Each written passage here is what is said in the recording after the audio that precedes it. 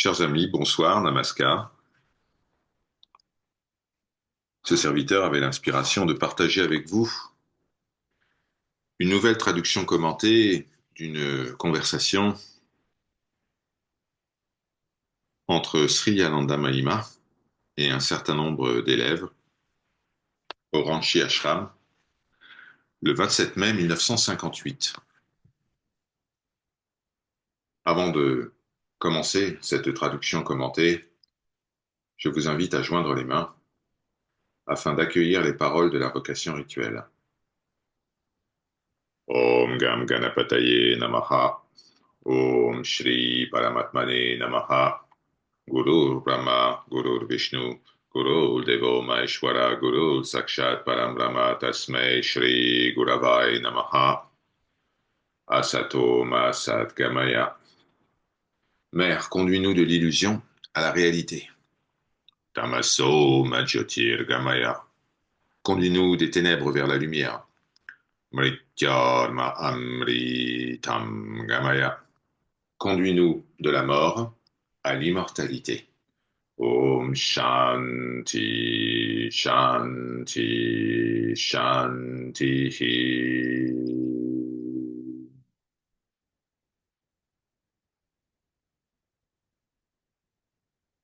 Il était 21 heures.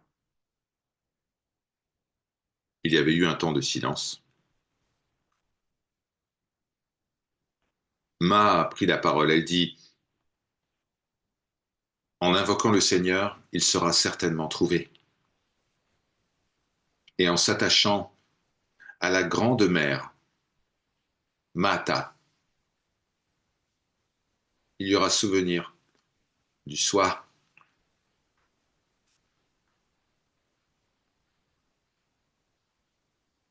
Un des dévots présents posa la question suivante. Comment être un avec le Seigneur? Je suis un être humain périssable. Après l'éveil, eh bien, je serai indestructible, immortel. Ces deux aspects sont contenus en Dieu, n'est-ce pas?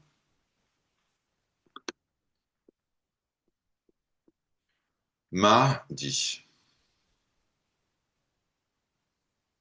lorsque la non-dualité est réalisée, alors la dualité est aussi connue dans sa totalité.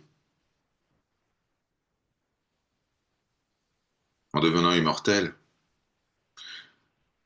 l'être humain impérissable devient parfaitement compréhensible. Tant qu'il y a un manque de vision juste, les discussions sont inévitables. D'un point de vue, ce qui est apparaît divisé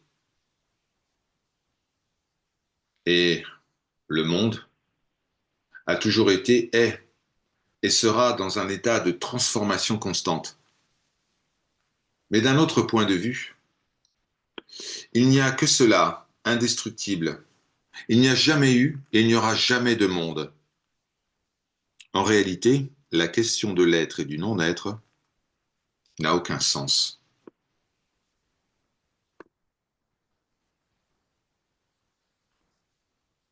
Un autre visiteur dit, durant ces derniers jours, des érudits ont discuté philosophie avec vous, Ma. Mais nous qui ne sommes que de simples villageois, nous demandons simplement un petit conseil. Ma sourit et dit, ah, vous êtes un petit enfant futé. Vous appelez la grande mère, et après vous être désigné comme son enfant, vous attendez un conseil. Si vous devenez un enfant de la grande mère, alors faites-lui confiance. Absolument confiance. Bien sûr, une chose doit être dite. L'enfant a grandi. Il a maintenant des capacités et il est nécessaire qu'il en fasse bon usage. Alors, faites quelque chose pour votre mère. Répétez le nom du Seigneur avec ferveur. Vous avez maintenant pris l'habitude de désirer des objets. Alors dirigez ce désir vers la grande mère. Appelez-la. Ne faites que cela. Dieu est votre mère et vous accordera tout ce dont vous avez besoin, lui faisant totalement confiance, ne dépendant que de lui. Restez tranquille et observez ce qui semble se produire.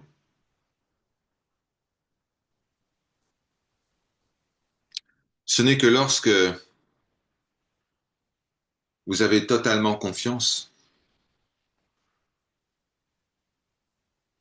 en la grande mère, vous savez qu'elle fait ce qu'il y a de mieux pour son enfant, que vous pourrez la trouver. Afin de parvenir à cette réalité d'abandon total, vous pouvez pratiquer dans le but de servir le Seigneur. Lorsque le petit garçon grandit, il commence à gagner sa vie, dépense son propre argent. De même, la pratique dépend de l'effort.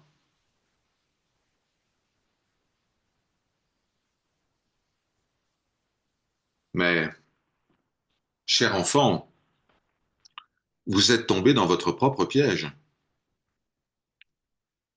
Le visiteur rit, il dit, bien sûr, bien sûr, la mère est sans doute plus intelligente que l'enfant.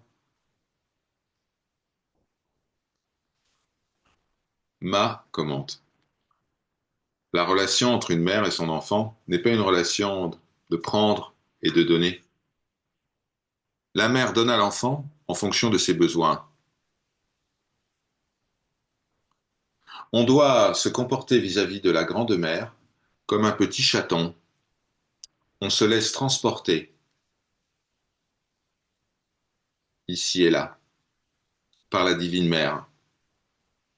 On ne doit pas se comporter comme un bébé singe qui s'accroche de toutes ses forces à la mère et tombe parfois, souvent. La mère sait exactement ce dont l'enfant a besoin. Ma est une expression de maï qui veut dire plénitude, ce qui emplit tout. Seule la mère accorde le bonheur, que ce soit sur le plan matériel ou sur le plan spirituel. Personne d'autre.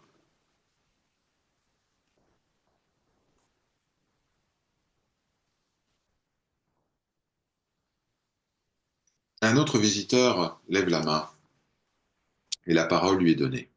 Il dit, est-ce qu'il est correct de dire que le cœur spirituel, Hridaya, se situe dans les différents centres d'énergie du corps humain, les granthis? M'a dit,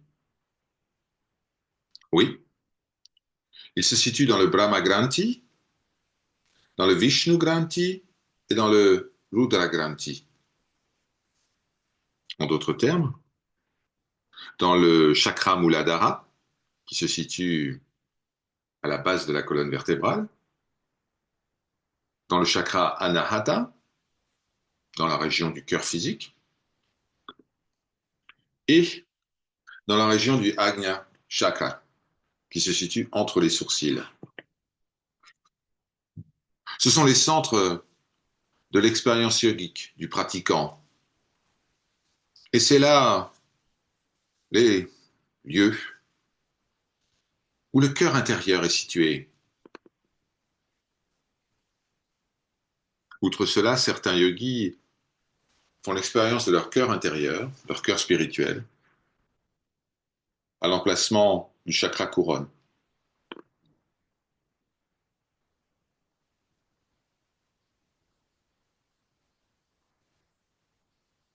Un autre visiteur prend la parole. Il change complètement de sujet. Il dit, quels sont les différents types de foi de Bhakti, Ma?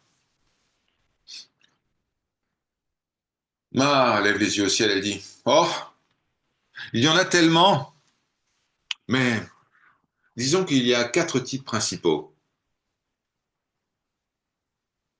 Le premier type, c'est la foi du Gyani, du connaissant du soi. Elle est ferme, elle est stable, elle est fondée sur l'expérience directe de notre véritable nature. Il y a ensuite la foi aveugle. Celle-là peut être ébranlée face à de grandes épreuves.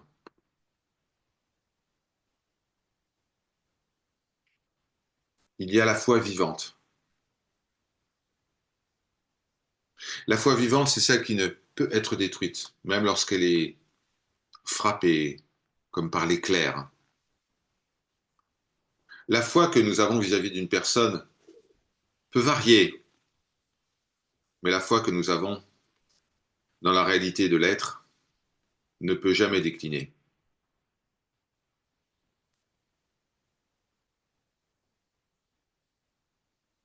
Il y a aussi la foi inconditionnelle. Même si l'objet de cette foi est quelque chose qui n'en vaut pas la peine apparemment, la foi elle-même devient le moyen d'atteindre le salut.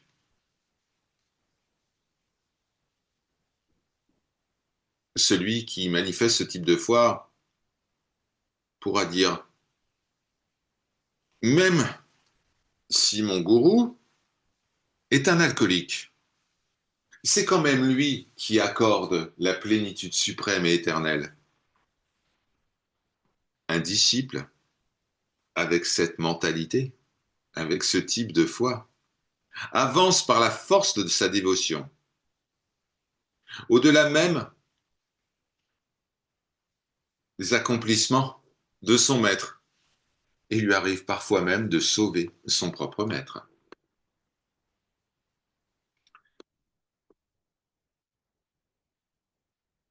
Hari Om Tat Sat. Om Jai Shri Ma. Par la grâce de la Divine Mère.